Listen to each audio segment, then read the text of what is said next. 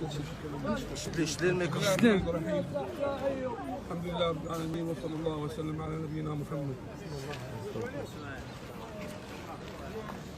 الذي يجب أن يعلمه كل مسلم أن الله عز وجل أمر علماء الإسلام بالقيام بواجبهم بالأمر بالمعروف والنهي عن المنكر،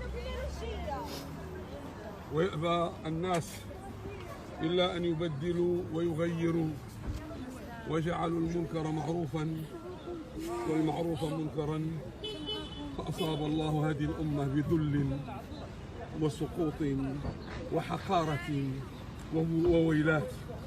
ولن يرفع هذا البلاء سواء البلاء المادي أو البلاء المعنوي إلا بالرجوع إلى الله والتمسك بدين الله وقول كلمة الحق.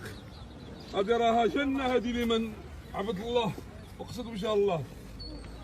لما تغلق الباب على ابن تيمية رحمه الله ديال السجن قال: فضرب بينهم بسور له باب باطنه فيه الرحمة وظاهر من قبل العذاب. شنو هو السجن؟ شنو هو السجن؟ اللي تشد في الله وابتغاء مرضات الله، سائرون لإحقاق الحق وإزهاق الباطل. كيما عرفتوني غادي نبقى كنأمر بالمعروف وكنهى عن المنكر، وما يمكنش.